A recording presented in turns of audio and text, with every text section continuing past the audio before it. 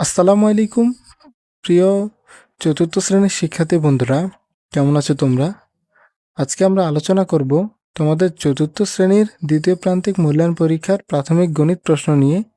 এই প্রশ্নটি যদি তোমরা ভালোভাবে পড়তে পারো বা এই প্রশ্নের অঙ্কগুলো যদি করতে পারো, তাহলে তোমরা দ্বিতীয় প্রান্তিক মূল্যায়ন পরীক্ষায় ভালো একটা ফলাফল করতে পারবে। তাই মনোযোগ দিয়ে আজকের এই ক্লাসটি করবে এবং এই চ্যানেলে নতুন হলে অবশ্যই চ্যানেলটিকে সাবস্ক্রাইব করবে। আর তোমাদের বন্ধুবান্ধবদের নিকট এই ক্লাসটিকে শেয়ার করে দিবে এবং তাদের যাতে তারাও ভালো ফলাফল করতে পারে। দেখো, আমি যে প্রশ্নটা নিয়েছি, এই প্রশ্নটা হলো শিবচর উপজেলা আন্তঃপ্রাথমিক বিদ্যালয়ের একটা প্রশ্ন। এটা 2025 সালে আসছিল। তোমরা অনেকে জানো না যে আগের বছরের প্রশ্নগুলা পরের বছরও কিন্তু দেওয়া হয়। তাই আগের বছরের প্রশ্নগুলো যদি তোমরা ভালোভাবে প্র্যাকটিস করতে পারো, তাহলে পরীক্ষার ভেতরে প্রায় 90%ও কমন পেতে পারো। তাই মনোযোগ দিয়ে এই ক্লাসগুলো করতে হবে। দেখো, এই প্রশ্নটার আজকে আমরা কিন্তু উত্তর সহ দেখব, উত্তর সহ আলোচনা করব। তাই তোমাদের জন্য দুর্দান্ত একটা ক্লাস হতে যাচ্ছে। তো চলো শিক্ষার্থীরা, আর কথা না বাড়িয়ে আজকের ক্লাসটি আমরা শুরু করে দিই। দেখো, তোমাদের পরীক্ষার নাম্বার হবে, মোট নাম্বার হলো 70 নাম্বার, অর্থাৎ 70 নাম্বারের পরীক্ষা দিতে হবে। এর ভেতরে পরীক্ষার সময় থাকবে তোমাদের 2 ঘন্টা 30 মিনিট। এই 2 ঘন্টা 30 মিনিটের মধ্যে তোমাকে 70 নাম্বারের অ্যান্সার পরিপূর্ণভাবে করতে হবে। তো তোমাদের প্রথমেই থাকবে সঠিক উত্তর।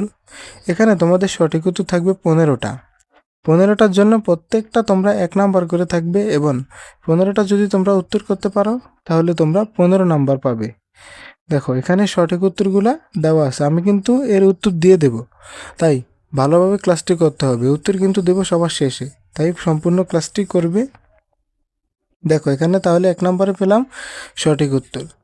এরপর দেখো, সঠিক উত্তর থাকবে, এরপরে খ নঙে থাকবে শূন্যস্থান।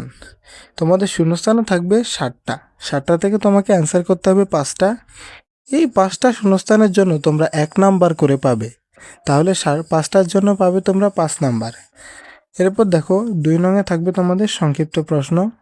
সংক্ষিপ্ত প্রশ্ন থাকবে তোমাদের 60টা। এই 60টা থেকে তোমাকে 5টা উত্তর করতে হবে এবং প্রত্যেকটার জন্য তুমি পাবে 2 নাম্বার করে। তাহলে 5টার জন্য তুমি পাবে 10 নাম্বার। এরপর দেখো, যেমন 12 নং থেকে প্রশ্ন সহ 8টি প্রশ্নের উত্তর দিতে বলছে। এখানে 3 নঙে থাকবে ভাগ করা। তোমাকে ভাগ করতে হবে। এখানে প্রত্যেকটা প্রশ্ন যদি তুমি উত্তর দাও, 5টা, এখানে 8টা প্রশ্নের জন্য তোমরা 5 নাম্বার করে পাবে। প্রত্যেকটা প্রশ্নের জন্য 5 নাম্বার করে, 8টার জন্য 40 নাম্বার পাবে। 3 নঙে থাকবে তোমাদের ভাগ করা। এখান থেকে ভাগের অঙ্কগুলো করতে হবে। এরপর 4 নঙে থাকবে প্রশ্নের অঙ্ক। যেমন 1316 মিটার লম্বা একটি তারকে 78টি সমান ভাগে ভাগ করা হলে প্রত্যেকটি ভাগে দৈর্ঘ্য কত মিটার হবে, এরকম থাকতে পারে। এরপর দেখো, 5 নঙে থাকবে 85 কেজি চালের দাম 2295 টাকা হলে 1 কেজি চালের দাম কত। এবং 6 নাম্বারটা থাকতে পারে পিতা ও পুত্রের বয়সের সমষ্টি 55 বছর। তাহলে পিতার বয়স পুত্রের বয়সের 4 গুণ। পৃথকভাবে পিতা এবং পুত্রের বয়স কত। 7 নংয়ের প্রশ্নটা হলো, 4টি মুরগি এবং 3টি হাঁসের দাম একত্রে 639 টাকা। একটি হাঁসের দাম 85 টাকা হলে একটি মুরগির দাম কত। এটা কিন্তু তোমাদের বইয়ের অনুশীলনীর একটা অঙ্ক, এই প্রশ্নের ভেতরে দেওয়া আছে, তাই এগুলো ভালোভাবে পড়তে হবে। এরপর দেখো, তোমার কাছে 36 সেন্টিমিটার লম্বা 24 সেন্টিমিটার চওড়া একটা কাগজ আছে।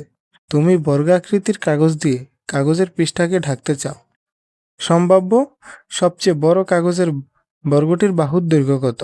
এরপর দেখো, গাণিতিক বাক্যে প্রকাশ করতে হবে। যেখানে যোগ থাকলে যোগ করবে, বিয়োগ করতে পারো। এরপর 10 নঙে থাকবে লসাগু গসাগু নির্ণয়ের অঙ্ক। এবং 11 এবং 12 নঙে থাকবে তোমাদের 11 নঙে প্রশ্নের অঙ্ক থাকবে, তবে 12 নঙে থাকবে তোমাদের জ্যামিতি। এখান থেকে চিত্র আঁকতে হবে এবং চিত্র অনুযায়ী ব্যাখ্যা দিতে হবে। যেমন সূক্ষ্মকোণ বা সমকোণ কাকে বলে, এবং এগুলো চিত্র আঁকবে। তো এই ছিল তোমাদের আজকের এই নমুনা প্রশ্নটি। এবং এই প্রশ্নটি যদি তোমরা ভালোভাবে পড়তে পারো, তাহলে তোমাদের পরীক্ষার ভেতরে প্রায় 90 থেকে 95% কমন পেতে পারো। তাই মনোযোগ দিয়ে এই অঙ্কগুলো করবে এবং এই ভিডিওটি বন্ধুবান্ধবদের নিকট শেয়ার করবে। তো চলো শিক্ষার্থীরা, এবার আমরা এই প্রশ্নের উত্তরগুলো দেখে আসি। শিক্ষার্থী বন্ধুরা, দেখো, এখানে সঠিক উত্তরের অ্যান্সারগুলো আমি দিয়ে রেখেছি। যেমন 9 বিয়োগ, প্রথম ব্রেকেট দেওয়া আছে, এখানে 8 বিয়োগ 8 গুণ 2 সমান কত। এখানে প্রথমটার উত্তর হলো 9। এরপর দেখো 16/8/2 সমান কত? এটা হবে 4। এখানে প্রশ্নটা একটু ভুল আছে, তবে সঠিক উত্তর 4 হবে। তোমাদের অপশনের ভেতরে হয়তোবা এখানে 4 দেওয়া নেই, কিন্তু সঠিক উত্তরটা হবে 4। এরকম মাঝে মাঝে ভুল হতেই পারে, এগুলো কিছু না। তোমরা অবশ্যই মনোযোগ দিয়ে অঙ্কগুলো করবে। এরপর দেখো, মেয়ের বয়স 18 বছর, মাতার বয়স মেয়ের বয়সের 3 গুণ হলে মায়ের বয়স কত? এটা আমরা জানি কিভাবে অঙ্কটা করতে হয়। তোমরা মেয়ের বয়স যেহেতু 18 বছর, তার মেয়ের বয়সের 3 গুণ হলো মায়ের বয়স, তাহলে 18-র সাথে 3 গুণন করো। দেখো 3 8 24, 4 হাতে থাকে 2, 3 একে 3, 4 5 অর্থাৎ 54 বছর। এখানে শুভতর বর্ণ হবে না, এটা হবে ক্ষুদ্রতম। ক্ষুদ্রতম বা ছোট, ক্ষুদ্রতম বা ছোট প্রতীক কোনটি? এটা হবে এই যে এটা লেস দেন বা গ্রেটার দেনও বলতে পারো। এরপর থাকবে গণিতে বাক্যের হিসাবে সাধারণত কোন দিক থেকে শুরু করা হয়? এটা হবে বাম দিক থেকে। আন্তর্জাতিক পদ্ধতিতে ভাগফল ভাজ্যের কোন দিকে থাকে? এটা হবে উপরে। আবার যদি ভাজ্য ও ভাজক একই হয় তাহলে ভাগফল কত হবে? 1। ভাজ্য এবং ভাজক যদি একই হয়, যেমন উপরেও 4 নিচেও 4, এখন 4 এবং 4কে যদি আমরা ভাগ করি ভাগফল কত হয়? 1। এটাই বলা হয়েছে যে ভাজ্য ও ভাজক যদি একই হয় তাহলে ভাগফল কত হবে। তো শিক্ষার্থীরা, সম্পূর্ণ প্রশ্নের উত্তরগুলো আমি পড়ব না, তোমরা ভিডিওগুলো পজ করে এই উত্তরগুলো দেখবে এবং খাতার ভিতরে তোমরা নোট করে নিবে।